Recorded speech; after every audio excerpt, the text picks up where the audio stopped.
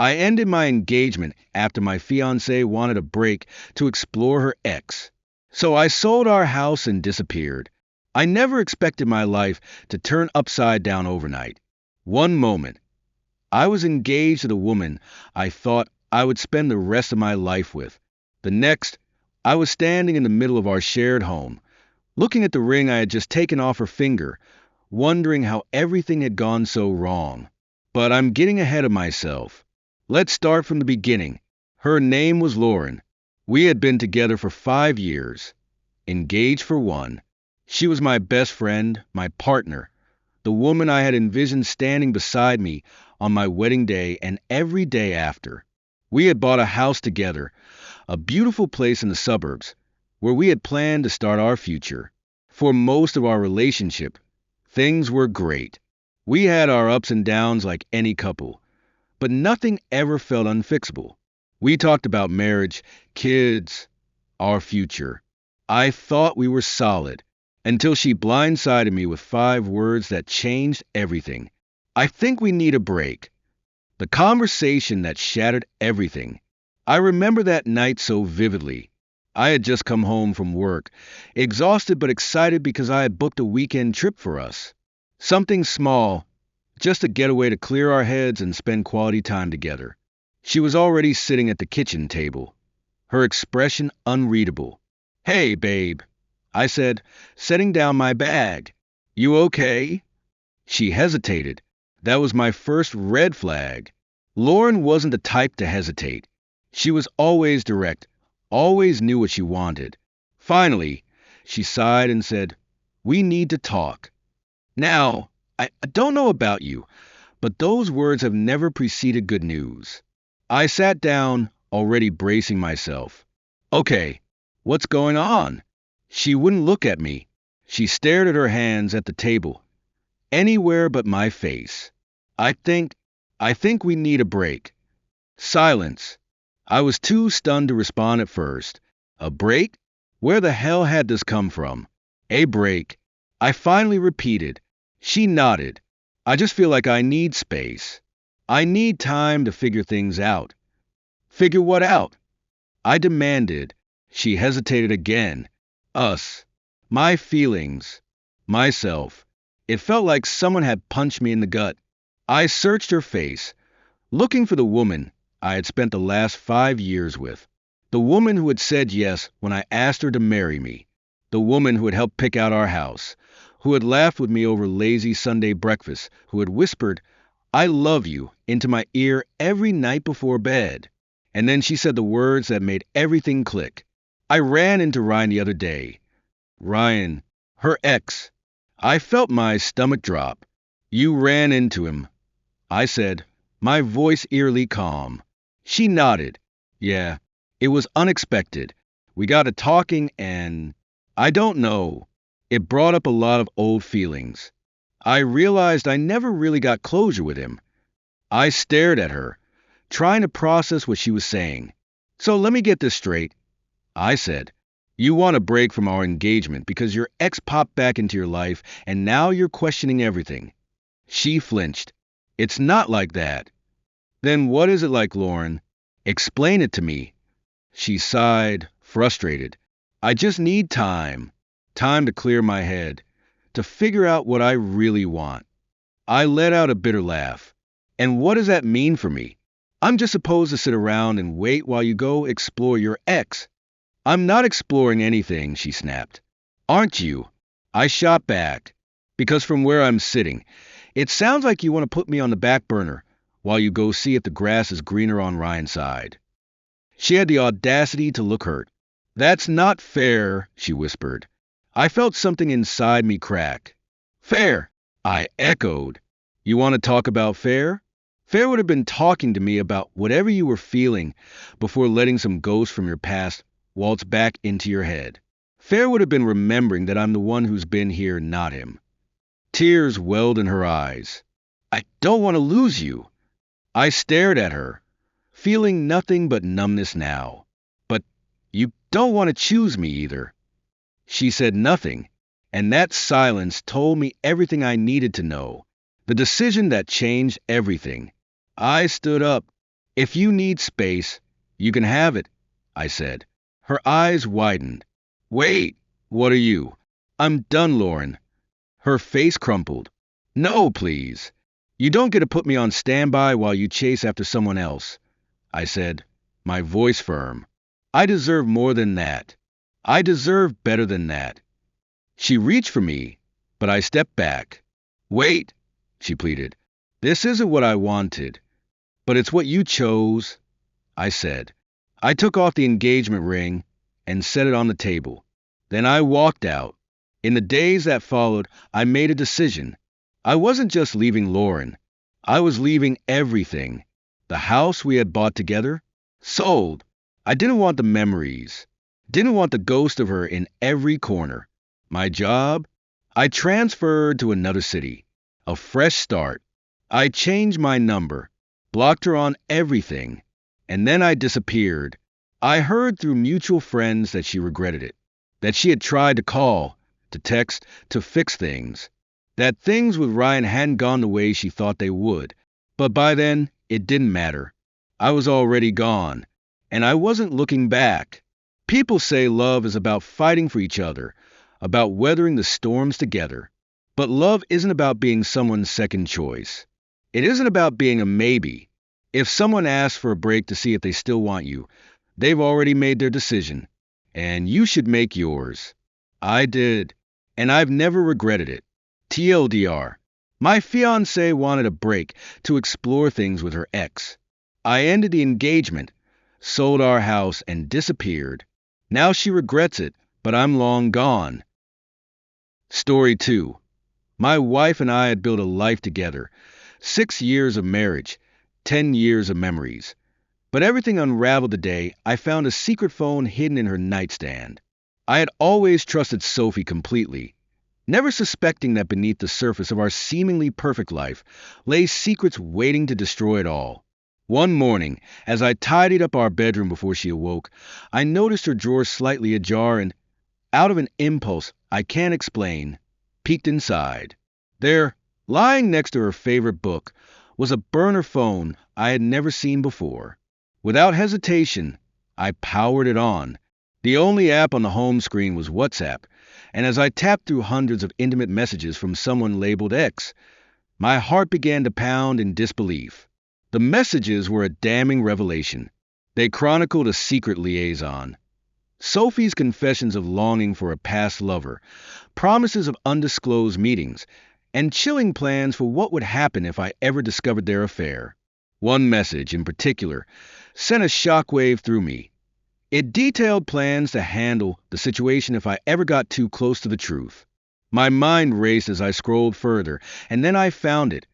A photo of me, peacefully asleep in our bed, taken from an angle that suggested an intruder had been lurking in our home. The caption on that photo, mocking and cold, left no room for doubt. I was being watched, and the betrayal ran deeper than I had ever imagined.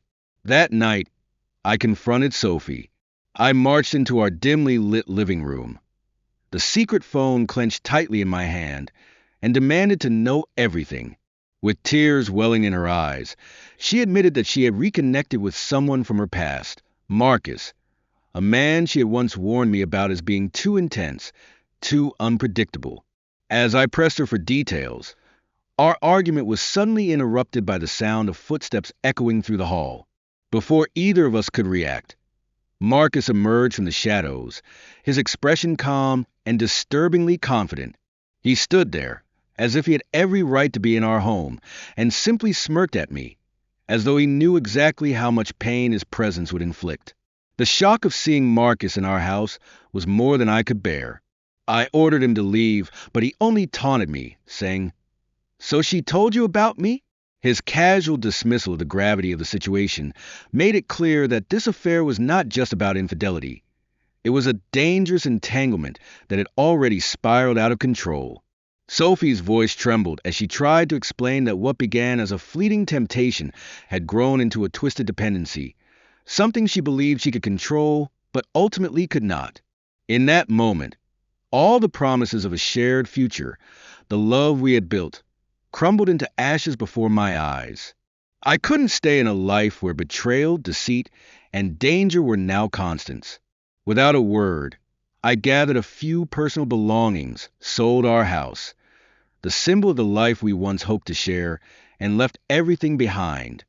I disappeared without looking back, severing all contact with Sophie and the man who had shattered everything I thought I knew about trust and love.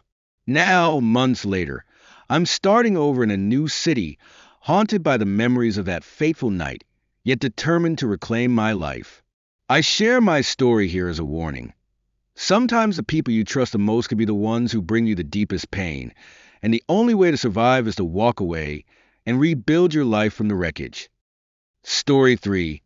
My brother always had to win, until he took it too far and destroyed our family forever.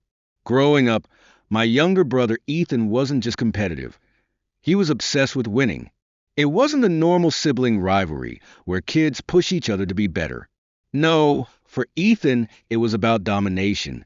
If I got a new bike, he had to get a better one. If I got an A on a test, he'd gloat about getting an A+. If I made the soccer team, he wouldn't rest until he was a captain. And if he couldn't beat me at something, he'd make sure I lost instead. At first, my parents brushed it off as typical brotherly antics. He just looks up to you. My mom would say, he wants to be like his big brother. But there was something off about the way Ethan competed. He didn't just want to win. He wanted to see me suffer when I lost. The first real warning sign came when I was 13 and he was 11. We both entered a local science fair. I spent weeks building a homemade weather station, but on the day of the competition, I woke up to find my project completely destroyed. The wires were yanked out, the sensors smashed. I knew Ethan did it. He just smiled at me from across the room as he walked out the door with his perfectly intact volcano project. Of course, he won first place. I confronted him that night, but he just shrugged and said, "Should have protected it better." That became his favorite excuse over the years. When my Xbox mysteriously fell down the stairs, should have protected it better. When my bike chain was cut right before a big race, should have protected it better. Every time, my parents refused to see what was happening. "You're being dramatic," my dad would say. "Brothers fight. You'll grow out of it." I might have believed that until Ethan took things too far. The girlfriend incident. By the time we were in high school, our relationship was beyond strained. I had stopped trying to compete with him, but that didn't stop him from trying to one-up me in everything. And when he couldn't, he'd sabotage me instead. Then came Sarah. She was my first serious girlfriend, the first person who made me feel seen outside of my dysfunctional family dynamic. We started dating junior year, and for a while, it felt like I had something Ethan couldn't take from me. He had always been more popular, more charming, but for once I didn't care. I was happy, and that drove him insane. It started with little things, snide comments, subtle digs whenever she was around. "You sure you want to date my boring brother?" He'd joke, grinning while Sarah rolled her eyes. Then came the flirting. At first, I thought I was imagining it, but soon it became obvious. He'd find ways to be alone with her, touching her arm a little too long, whispering things I couldn't hear. I confronted him, and he just smirked. "Relax, man. It's not my fault she likes me more." I told Sarah what I suspected, but she assured me she loved me, not him. I believed her until the night of the winter formal.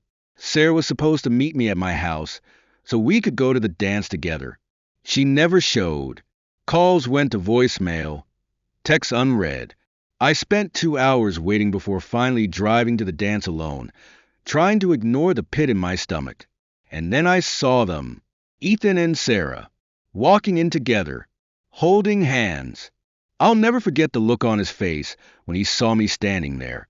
Pure victory. He wanted me to see. He wanted me to hurt. And Sarah? She wouldn't even look me in the eyes. I confronted her afterward, demanding an explanation. Through tears, she admitted Ethan had been in her ear for weeks, feeding her lies about me, that I had cheated, that I didn't love her, that he was the one who really cared. "I didn't mean to hurt you," she said. I was just so confused. Ethan had won again. And for the first time, I realized something terrifying. He wouldn't stop until he had everything I cared about. The wedding disaster. Years passed, and I tried to move on. I moved to another city for college, cut contact with Ethan as much as I could. My parents still tried to force us together during holidays, pretending nothing had ever happened, but I refused to play along. I thought I was finally free of him. Then I got engaged. Her name was Lily, and she was everything Ethan wasn't: kind, selfless, supportive. I kept her far away from my brother, refusing to introduce them. She knew bits and pieces of my past, but I didn't want to taint our future with his toxicity. That didn't stop him from finding out. A month before the wedding, Ethan reached out for the first time in years. "No hard feelings, right?" he said. "Let's start fresh." I ignored him. He kept texting. "At least let me come to the wedding." I refused. Then, 2 weeks before the wedding, Lily started acting distant. She was suddenly unsure about everything. I pressed her about what was wrong, and after days of tension, she finally admitted Ethan had contacted her. He had sent her proof that I was dangerous, old manipulated messages and out-of-context stories designed to make me look controlling and unstable. "I just don't know who to believe," she said. I begged her not to let him poison her mind. I thought she trusted me. Then, the day before the wedding, she left. No goodbye, no explanation, just a note: "I'm sorry. I can't do this." I never heard from her again. And Ethan, he never even denied it. When I called him in a rage, he just laughed. "Should have protected her better," he said, his voice dripping with satisfaction. That was it. That was the moment I knew I would never let him hurt me again. The final cut. I cut off my entire family that day. My parents still refused to hold Ethan accountable. They called me bitter, accused me of being dramatic, begged me to come home. But I knew the truth. Ethan wasn't just my enemy. He was their monster, and they would never stop making excuses for him. I moved, changed my number, built a new life with new people who didn't know his name. And for the first time in my life, I was free. But sometimes, late at night, I wonder, was it really over? Because people like Ethan don't just stop. They don't just let go. And I know, deep down, that one day, he'll come looking for me again, just to see if he can still win. Story 4. My sister stole my inheritance, so I let her destroy her own life. I always knew my sister, Amanda, was selfish, but I never thought she'd stoop so low as to steal from me. When our grandmother passed away, she left me a hefty inheritance, enough to pay off my student loans and put a down payment on a house. Amanda, on the other hand, was left nothing, not out of malice, but because Grandma had already helped her financially multiple times and knew she'd waste more. Amanda was furious. She insisted Grandma had made a mistake, that I didn't need the money as much as she did. When I refused to split it with her, she pulled a classic Amanda move: she stole it. She had always been the golden child, the one my parents bailed out of every mess, so she knew exactly how to manipulate them. With fake tears and a fabricated sob story, she convinced my mother to help her access my account while I was away on a work trip. By the time I realized what had happened, the money was gone. When I confronted her, she didn't even bother denying it. "You didn't deserve it anyway," she spat. "You always had everything handed to you." The irony? I had worked for everything in my life while she blew every chance she ever got. My parents, of course, told me to forgive and move on. They even dared to say, "She's your sister. Money isn't worth ruining family over." Fine, if that's how they wanted to play it. I let Amanda dig her own grave. Instead of fighting for the money back, I let her keep it. She thought she had won, but I knew her too well. She had never managed her finances properly, and without consequences, she had no reason to start now. Within months, she quit her job, convinced she could invest in some get-rich-quick scheme. She went on vacations, bought luxury clothes, and flaunted my inheritance online. I just sat back, and watched as it all unraveled. A year later, she was completely broke, drowning in debt, evicted from her apartment, and begging our parents for help. They had bailed her out so many times before, but this time they were drained too. Suddenly, she came crawling back to me. "I made a mistake," she admitted, voice trembling. "I need your help." I smiled. "You didn't deserve it anyway." And I shut the door in her face.